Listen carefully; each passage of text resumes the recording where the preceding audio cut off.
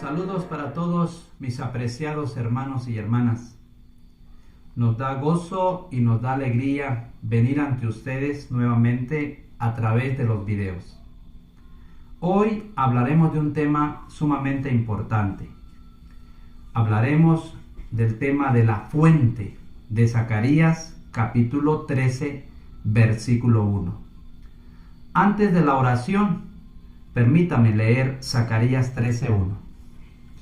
Dice: en aquel tiempo habrá un manantial abierto para la casa de David y para los habitantes de Jerusalén, para la purificación del pecado y de la inmundicia.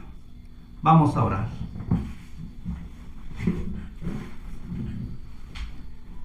Bendito Padre, que su morada es en los cielos, santificado y glorificado sea su nombre.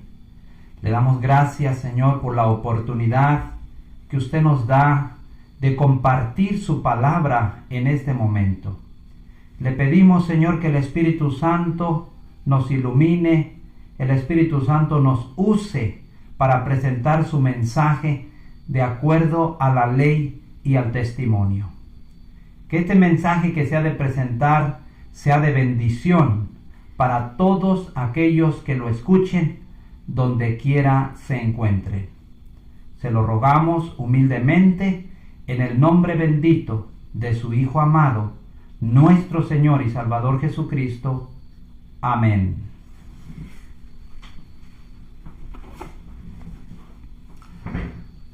Muy bien, después de haber leído el versículo 1 de Zacarías 13, mis hermanos, creemos muy oportuno e importante presentar este tema ante ustedes. Normalmente, hermanos, hay un poco de confusión y discrepancia entre los creyentes del mensaje de la verdad presente en cuanto a este tema. Esperamos que las referencias que vamos a compartir con ustedes sean de bendición y nos ayuden para entender mejor este tema. Normalmente hay dos posiciones, hay dos puntos de vista diferentes. Uno es que la fuente está cerrada hoy y el otro es que está abierta. Así es que con la ayuda de la Biblia, el espíritu de profecía y el mensaje del Elías, vamos a tratar de comprender lo mejor que podamos este tema. Lo hemos dividido en tres partes. La primera parte es presentarles lo que dice la sierva del Señor y lo que dice el mensajero, lo que dice el Elías respecto a este versículo. Así es que antes de empezar a leer las citas de la hermana White y del hermano Hutter, quisiera compartir una cita que se encuentra en el Tratado 3, la página 91 a la página 94. Aquí hay un consejo importantísimo del mensajero que nos puede ayudar mejor a entender por qué a veces entre nosotros existen estas diferentes formas de ver un punto doctrinal. Dice así: la causa más común de confusión doctrinal entre estudiantes de la Biblia radica en que muy a menudo dejamos de ver el asunto en la perspectiva total del punto de vista del autor, error cuyo resultado hace que lo vean de un punto de vista ajeno al intencionado, disminuyendo su visión de tal manera que en lugar de beneficiarse en las ideas del escritor en relación al tema, consiguen una idea falsa del asunto. Y si la idea es de su agrado, la magnifican y la promueven celosamente como verdad, mientras que si no es de su agrado, se oponen a ella vigorosamente y entonces ponen la responsabilidad sobre el escritor. Para ilustrar cómo es que adquirimos una idea errónea de un asunto cuando tenemos una perspectiva errónea del mismo, Un niño que acompaña a su madre al parque zoológico y que nunca ha visto un pavo real antes, de momento se cruza con uno que huye de él y abre su plumaje real a toda su capacidad, creando ante sus ojos la ilusión de un abanico gigante adelante. Emocionado con la maravilla ilusoria que pasa ante él, exclama excitado por el paisaje, solo para recibir la afirmación desilusionadora de su madre, asegurándole que era solo un pavo real. Sin embargo, en otra ocasión, cuando acompaña al padre al zoológico, nuevamente el niño vuelve a ver el pavo real, mas esta vez el pavo está de frente, con su plumaje extendido y mostrando un cuadro enteramente nuevo y diferente. Rápidamente se vuelve al padre con gran emoción para preguntarle lo que para él es una pregunta emocionante, solo para oírle decir: es un pavo real. Dando entonces lugar a que comience una discusión en donde el hijo protesta porque el pavo real que él vio cuando estaba con la madre no se parecía en nada al que estaba viendo ahora, y viéndose incapaz de armonizar como simplemente aspectos mayores y menores del mismo asunto, lo que ahora él ve de frente o el punto de vista principal y lo que él vio anteriormente de espaldas a él, es decir, el punto de vista extraño, su mente vacila en confusión, tratando de decidir si creer a la madre o creer al padre. Así sucede con la Biblia, cuando uno considera un tema desde un punto de vista ajeno al del autor. Apreciados hermanos, en mi poca experiencia que tengo yo en el mensaje, esta ilustración que se presenta en el Tratado 3 se aplica una y otra vez a los creyentes del mensaje de la verdad presente. Y este tema no es la excepción, hermanos. El tema de la fuente de Zacarías 13:1 es un tema en el cual nos vemos representados aquí en esta ilustración. ¿Qué es lo que dice? Este niño, al ir al zoológico, primero con su mamá, ve el pavo real desde un punto de vista, vamos a decir, no principal, lo ve de espaldas, la parte de atrás, y cuando va con el papá lo ve de frente, lo está viendo en dos diferentes ángulos, ¿sí? Para él crea una confusión que no coincide, como lo vio primero con su mamá, ahora como lo ve con su papá, porque lo está viendo de dos diferentes ángulos. Pero el problema no es ni su mamá ni su papá. Ellos están correctos en decir que es un pavo real. El problema está con el niño, que no puede él ajustar o no puede notar los aspectos menores y mayores de lo que él está viendo. Así es que, mis hermanos, vamos a ver que hay dos posiciones diferentes en cuanto a la fuente. Lo vamos a ver a la luz de la hermana White y lo vamos a ver a la luz del hermano Hutef. Pareciera ser que son dos puntos diferentes, pero no lo es.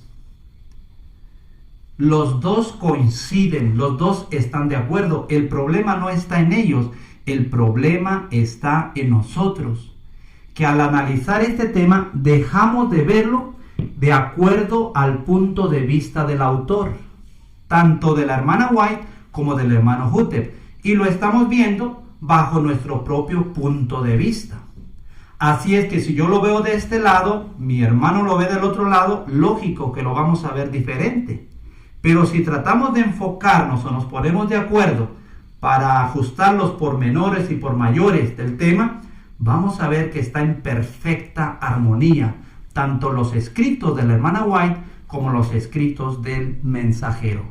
Así es que, mis hermanos, yo les invito humildemente para que analicemos qué dice la hermana White de Zacarías 13:1 y también qué dice el hermano Hutef. En esto consistirá la primera parte de nuestro tema, en analizar los dos puntos de vista, el de la hermana White y el del hermano Hutter. Bien, para comenzar, hermanos, vamos a ir al espíritu de profecía. Aquí tengo este libro que me va a ayudar y vamos a leer la primera cita en Patriarcas y Profetas, la página 337 y 338. Se encuentra la primera referencia del espíritu de profecía hablando de Zacarías 13:1. El capítulo es el número 37, se titula La roca herida. ¿Ok? Esto está hablando aquí, hermanos, no voy a poder leer todo, pero voy a tratar de leer el punto específico para ahorrar tiempo.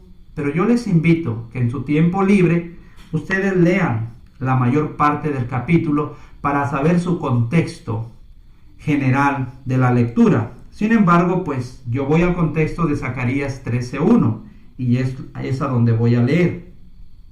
En la página 438 dice: Cristo empleó la misma figura en su conversación con la mujer de Samaria al lado del pozo de Jacob. Mas el que bebiere del agua que yo le daré, para siempre no tendrá sed.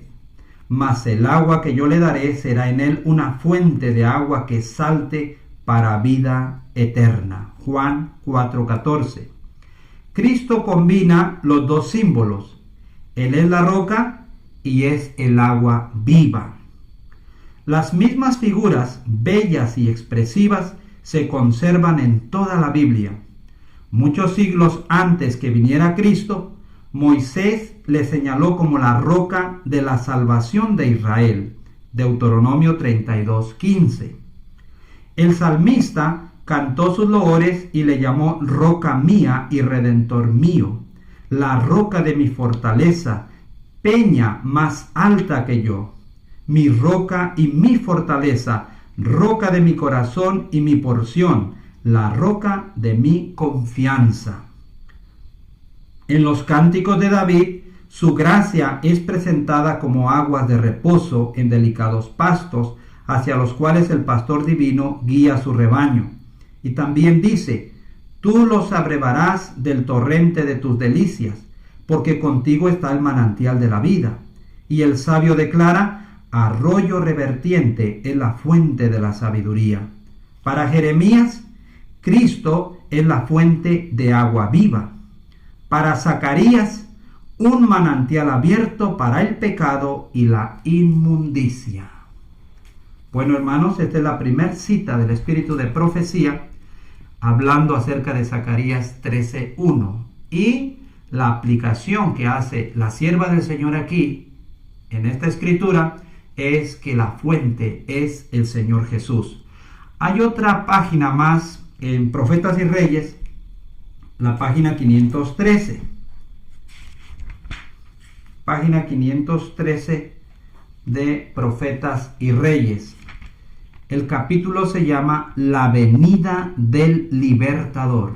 Este capítulo habla de las profecías que anunciaron la venida del Hijo de Dios a este mundo. Y es un capítulo maravilloso. Nuevamente yo voy a la página 513, que es a donde menciona Zacarías 13:1. Dice: he aquí el varón cuyo nombre es Pimpollo edificará el templo del Señor, y él llevará gloria, y se sentará y dominará en su trono, y será sacerdote en su solio. Zacarías 6:12-13. Iba a abrirse un manantial para limpiar el pecado y la inmundicia. Zacarías 13:1. Los hijos de los hombres iban a oír la bienaventurada invitación: a todos los sedientos venid a las aguas, a los que no tienen dinero venid, comprad y comed, venid, comprad sin dinero y sin precio vino y leche. ¿Por qué gastáis el dinero no en pan y vuestro trabajo no en hartura? Oídme atentamente y comed del bien, y deleitaráse vuestra alma con grosura. Inclinad vuestros oídos y venid a mí, oíd y vivirá vuestra alma. y haré con vosotros pacto eterno, las misericordias firmes a David. Isaías 55, 1 al 3. En las profecías, hablando de la venida del libertador, hablando de la venida del Señor Jesús, el profeta Zacarías lo anunció de esta manera, y la hermana White dice: iba a abrirse un manantial para limpiar el pecado y la inmundicia. Y se cumpliría Isaías 55, 1 al 3, que se cumplió en el ministerio del Señor Jesús. La profecía de Zacarías 13, 1 y de Isaías. Otra cita más, en el deseado de todas las gentes, la página 602 y 603. Está hablando aquí el capítulo Un siervo de siervos, hablando del momento cuando el Señor Jesús lavó los pies a sus discípulos. Dice: al oír las palabras, si no te lavare, no tendrás parte conmigo, Pedro renunció a su orgullo y voluntad propia. No podía soportar el pensamiento de estar separado de Cristo. Habría significado la muerte para él. No solo mis pies, dijo, mas aún las manos y la cabeza. Dícele Jesús: el que está lavado no necesita sino que lave los pies, mas está todo limpio.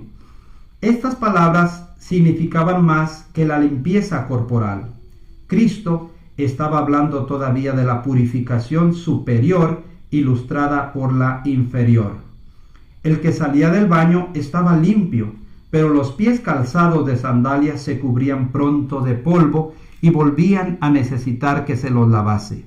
Así también Pedro y sus hermanos habían sido lavados en la gran fuente abierta para el pecado y la impureza. Cristo los reconocía como suyos.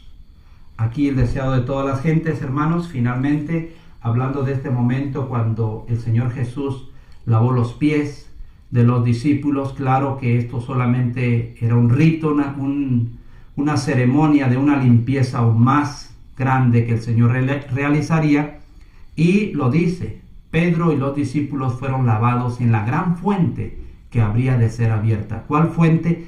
La que había profetizado el profeta Zacarías, y que ya lo leímos en el espíritu de profecía. Una última cita, hermanos: Joyas de los Testimonios, tomo 2. Joyas de los Testimonios, tomo 2, la página 484. Perdón, déjeme ver bien. Página 484 y 485. Dice: así, por medio de la mano prosperadora de nuestro Dios sobre ellos, nuestros sanatorios han sido el medio de lograr mucho bien y han de elevarse aún más alto. Dios obrará con el pueblo que le honre. Maravillosa es la obra que Dios quiere realizar por medio de sus siervos. A fin de que su nombre sea glorificado, Dios hizo de José una fuente de vida para la nación egipcia. Por medio de José le conservó la vida a todo el pueblo. Por medio de Daniel, Dios salvó la vida de todos los sabios de Babilonia. Y estas liberaciones fueron lecciones objetivas, ilustraron ante el pueblo las bendiciones espirituales que les eran ofrecidas por la relación con el Dios a quien adoraban. José y Daniel, así también, desea Dios impartir hoy por medio de su pueblo bendiciones al mundo. Cada obrero en cuyo corazón habita Cristo, todo aquel que quiere revelar su amor al mundo, es colaborador con Dios para beneficiar a la humanidad. Mientras recibe del Salvador gracia para impartirla a otros, fluye de su ser entero la oleada de vida espiritual. Cristo vino como el gran médico para sanar las heridas que el pecado había hecho en la familia humana, y su espíritu, obrando por medio de sus siervos, imparte a los enfermos del pecado, a los dolientes seres humanos, un intenso poder curativo, eficaz para el cuerpo y el alma. En aquel tiempo, dice la Escritura, habrá manantial abierto para la casa de David y para los moradores de Jerusalén, para el pecado y la inmundicia. Las aguas de este manantial serán las aguas de este manantial sanarán las debilidades físicas y espirituales. Vemos aquí el espíritu de profecía hablando de Zacarías 13:1, refiriéndolo a los sanatorios y también al pueblo de Dios. Habla de José, de Daniel, de estos grandes hombres que en el pasado fueron una bendición y que también su pueblo hoy puede ser una gran bendición igual que como lo fueron ellos, y lo relaciona con la fuente.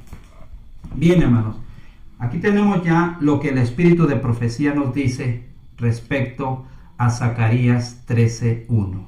Muy importante, hermanos, los creyentes del mensaje de la verdad presente creemos 100% en el espíritu de profecía. El mensaje de Elías enseña que el mensaje de la vara del pastor solo es la Biblia y el espíritu de profecía. Sabemos nosotros, hermanos, que el mensaje del cuarto ángel une su voz al mensaje del tercer ángel y se convierten en uno. En muchas profecías, Isaías capítulo 7 nos muestra claramente cómo la mantequilla es formada de la leche de las 2 ovejas y la vaca joven, ¿verdad? Es hecha o es juntada por este hombre que es el mensajero, el Elías para nuestro tiempo. Así es que, hermanos, no nos olvidemos de la importancia que tiene el espíritu de profecía para dar nuestro mensaje, para predicar el mensaje. Vamos a analizar ahora las referencias del mensaje del cuarto ángel, el mensaje del Elías. La primera cita, que es la más contundente, la que más peso tiene y la que más clara es, ¿verdad? Es Llamadas Oportunas número 18, volumen 1. Este Llamadas Oportunas, hermanos, es muy importante porque va a ubicar el tiempo exacto cuando la fuente será abierta a la luz del mensaje del cuarto ángel, ¿sí? Y quiero compartirla con ustedes, hermanos. Yo quiero que ustedes la tengan en mente también. ¿Por qué? Porque necesitamos conocer a profundidad lo que el mensaje del tercer ángel dice y lo que el mensaje del cuarto ángel nos dice. El título es El fin de los ídolos humanos y sus adoradores. Cita Zacarías 13:1. En aquel tiempo habrá manantial abierto para la casa de David y para los habitantes de Jerusalén, para la purificación del pecado y de la inmundicia. La frase en aquel tiempo nos lleva a los eventos anteriores de regreso al capítulo 12. Allí encontramos que el evento es el gran llanto en Jerusalén. Zacarías 12, 11 al 14. Por lo tanto, en aquel día, en el día de ese gran llanto, esta fuente será abierta. Noten, hermanos, el mensaje del tercer ángel en su contexto presenta la fuente abierta. Y ahora venimos al mensaje del cuarto ángel, donde lo está proyectando el hermano Hutep al futuro. Y no hay ningún problema, hermanos. Los dos coinciden. Eso es el propósito de este tema, en mostrar la armonía que existe de la manera como lo está viendo el hermano Hutep y de la manera como lo está viendo la hermana White. Y nosotros, hermanos, al estudiar este tema, deberíamos hacerlo de acuerdo al punto de vista del mensaje del tercer ángel y de acuerdo al punto de vista del mensaje del cuarto ángel. Dice: para encontrar el tiempo en el cual acontece el llanto, es necesario que regresemos al capítulo 12, y sería mejor que revisáramos el capítulo desde el primer versículo, porque ahí se nos presentan 7 grupos de eventos distintos y separados, uno siguiendo al otro. Y aquí menciona los 7 eventos. Los eventos sobresalientes de cada grupo son estos. Número 1. Jerusalén será puesta por copa que hará temblar a todos los pueblos, y las naciones de la tierra estarán contra Judá en el sitio contra Jerusalén. Todos los creyentes del mensaje sabemos que este evento se ha de cumplir cuando el reino se ha establecido. Número 2. En aquel día todas las naciones de la tierra se juntarán contra ella, contra la iglesia, contra el reino en Jerusalén. Número 3.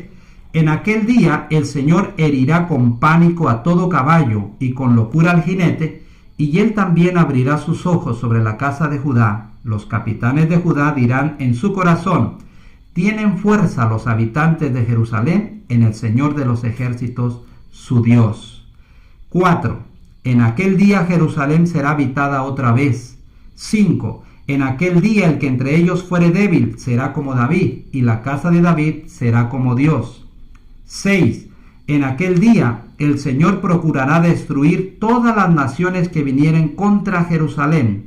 Él derramará entonces sobre la casa de David y sobre los moradores de Jerusalén espíritu de gracia y de oración.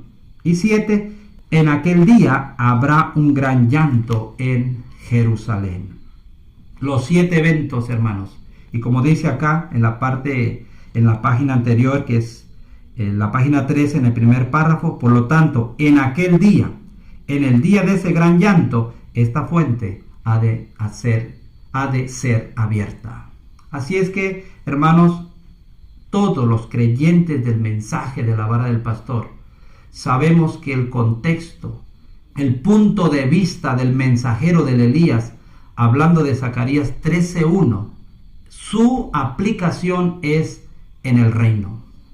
Lo podemos leer, hermanos, hay un índice del mensaje que usted puede ir y puede buscar en el índice Zacarías 13:1, y ahí le va a dar todas las citas del mensaje que hablan respecto a este versículo. Y la aplicación del mensajero, cuando él habla de Zacarías 13:1, su aplicación que le da es en el reino. Y no debería haber ningún problema entre nosotros, hermanos, en la aplicación que el mensajero le da en el reino. Solamente aquí lo importante es ver los dos contextos: el contexto del espíritu de profecía y el contexto del hermano Jute. ¿Sí? Esto es muy importante, hermanos. ¿Por qué? Porque vamos a presentar algunas citas del mensaje donde el mismo mensajero dice que los escritos de la vara del pastor no vinieron a contradecir los escritos del espíritu de profecía. Bien, aquí vamos a ir un poco más adelante, la página 14. Ahora une el versículo 1 con el versículo 2 de Zacarías 13.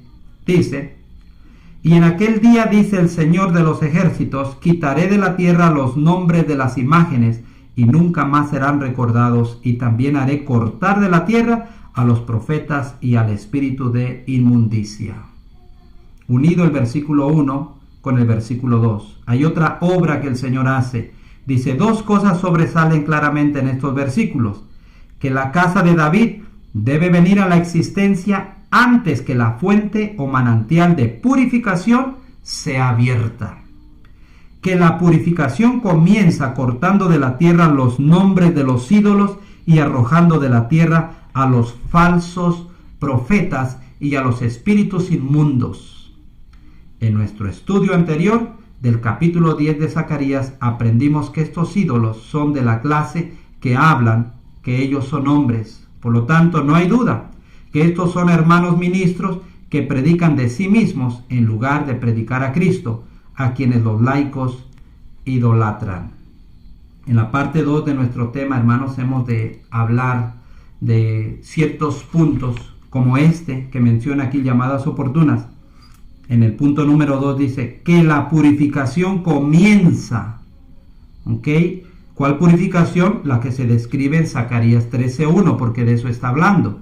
Dice la purificación comienza. Bueno, eso lo vamos a explicar en la parte 2 del tema, el contexto, la aplicación que el mensajero, el hermano Jute, le da a Zacarías 13:1, tanto al evento, cuándo y cómo será. Bien, voy aquí más adelante, hermanos, en las llamadas oportunas, en la página 19 y 20, cita aquí de estos versículos Sofonías 1, 12 al 18. Dice así: acontecerá en aquel tiempo que yo escudriñaré a Jerusalén con linterna y castigaré a los hombres que reposan tranquilos como el vino asentado, los cuales dicen en su corazón: el Señor ni hará bien ni hará mal. Por tanto, serán saqueados sus bienes y sus casas asoladas. Edificarán casas, mas no las habitarán, y plantarán viñas, mas no beberán del vino de ellas. Cercano está el día grande del Señor, cercano y muy próximo. Es amarga la voz del día del Señor, gritará allí el valiente. Día de ira aquel día de angustia y de aprieto, día de alboroto y de asolamiento, día de tiniebla y de obscuridad, día de nublado y de entenebrecimiento, día de trompeta y de algazara sobre las ciudades fortificadas y sobre las altas torres. Y atribularé a los hombres y andarán como ciegos, porque pecaron contra el Señor, y la sangre de ellos será derramada como polvo, y su carne como estiércol. Ni su plata ni su oro podrá librarlos en el día de la ira del Señor, pues toda la tierra será consumida con el fuego de su celo, porque ciertamente destrucción apresurada hará de todos los habitantes de la tierra. Sofonías 1, 12 al 18. Dice, estas escrituras se explican a sí mismas y hacen el tema tan claro como el cristal. Tan pronto como la casa de David sea establecida, y tan pronto como los primeros frutos lleguen al monte de Sión y estén allí con el Cordero, la fuente purificadora será abierta. Entonces es cuando comienza la gran cosecha, durante la cual cada grano de trigo será puesto en el granero o alfolí, pero cada semilla dañina será quemada. Esto nos dice las llamadas oportunas, volumen 1. Quiero leer otra cita en el Tratado 8, la página 18. Dice, está hablando de los 144,000, Apocalipsis 14:5. En sus bocas no se halla engaño, porque son sin mancha delante del trono de Dios. Y cita Zacarías 12:8. En aquel día el Señor defenderá al morador de Jerusalén, y el que entre ellos fuere flaco, en aquel tiempo será como David, y la casa de David como Dios, como el ángel del Señor delante de ellos. Zacarías 12:8. Además, Zacarías dice, en aquel tiempo habrá manantial abierto para la casa de David y para los moradores de Jerusalén, para el pecado y la inmundicia. Zacarías 13:1. Cuando este manantial para el pecado y la inmundicia sea abierto finalmente para la casa de David, la evidencia culminante se verá que la consolidación de los dos reinos es un hecho logrado y que el tiempo ha venido para la proclamación del Evangelio en todo el mundo. Una de las señales que debe ocurrir para que el evento se cumpla, de que la fuente se abre de acuerdo al contexto del hermano Hutter, es cuando los dos reinos, Judá e Israel, se juntan. Son un solo palo. En vez de ser dos, ahora son uno solo, y eso ocurrirá en el reino.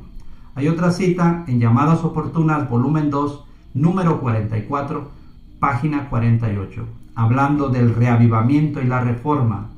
Cuando esta obra se complete, entonces la fuente será abierta. Muy bien, mis hermanos, aquí vemos claramente las dos partes, los dos puntos de vista respecto al tema. La hermana White menciona la fuente abierta. El hermano Hutter en sus escritos menciona que la fuente se ha de abrir. Vuelvo a decir y a repetir, hermanos, la hermana White y el hermano Hutter no se contradicen.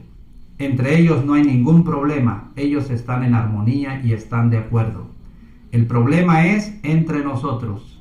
Así es que el propósito de este tema, hermanos, es de que analicemos este punto de Zacarías 13:1 de acuerdo a la luz del espíritu de profecía y de acuerdo a la luz del mensajero, pero en el verdadero contexto, ¿sí?, en el cual ellos lo están hablando. Esto es importante, hermanos, no solo tomar las citas aisladas, como leíamos en el Tratado 3. No podemos tomar las citas y aislarlas. ¿Por qué? Porque entonces nos vamos a errar, vamos a cometer errores en aplicar estas doctrinas y las aplicaremos incorrectamente.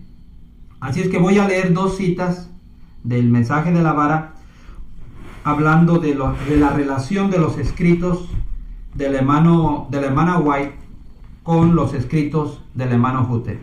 Vara del Pastor, volumen 1, página 234. Dice lo siguiente aquí, hermanos. Algo importante para analizar. Está hablando acerca de Miqueas, la profecía de Miqueas. Cómo verificar si el contenido presentado es auténtico, y comienza a dar aquí varias citas y dice aquí, va dando varios puntos y dice: tercero, el mensaje presentado aquí no trae ninguna doctrina nueva o contradice las que tenemos, sino que las magnifica, mostrando su verdadera magnitud e importancia. Bien importante, hermanos, que entendamos el propósito por el cual Dios envió el mensaje de la vara del pastor. No para contradecir, claro, el mensaje inspirado que ya teníamos, no para contradecirlo, pero sí algo importante dice aquí, para magnificarlo y mostrar su verdadera magnitud e importancia. Y es exactamente, hermanos, lo que el mensaje del Elías ha venido a hacer con el tema de la fuente de Zacarías 13:1. Ha venido a magnificarlo y a mostrar su verdadera magnitud e importancia. Okay, no ha venido a contradecirlo, sino ha venido a traer más luz respecto a este tema. Y es lo que vamos a analizar en la parte 2. ¿A qué se refiere el hermano Hutep cuando dice que la fuente será abierta en el reino? ¿Okay? La otra cita está en la vara del pastor, igualmente volumen 1, la página 241. Dice lo siguiente. Ahora citamos Isaías 61. Levántate, resplandece, porque ha venido tu luz, y la gloria del Señor ha nacido sobre ti. Note el verbo venir, está en tiempo presente. Luz, es verdad. Esta escritura también encontró su cumplimiento. Piense en la maravillosa luz que ha venido por medio de estos estudios, como están reunidos en esta publicación. Note que no contradice la verdad que ya tiene la iglesia, sino que revela la verdadera magnitud e importancia del mensaje. Ahora aquí revela la verdadera magnitud y la importancia del mensaje. Sí, pudiéramos decir que fue en cuanto a las lecciones que vinieron en 1929, pero realmente es el contenido de todo el mensaje, hermanos. Hay otra cita más en el Tratado 5, la página 23, donde el mensajero explica, ¿verdad? Bueno, se los voy a leer, hermanos. Tratado 5, página 23, donde él dice algo importante aquí. Dice: ahora pienso mucho de la hermana White y sus escritos. Comienza cierto ministro adventista del séptimo día en una de nuestras conferencias en California, en un intento para derribar la confianza de cierto hermano en los escritos de la hermana White. Yo los leo por mí mismo, continúa, pero de lo que les he mostrado, si los hombres de la conferencia general o ella misma o alguien más lo toma muy seriamente, ellos solo toman lo que les agrada y dejan el resto.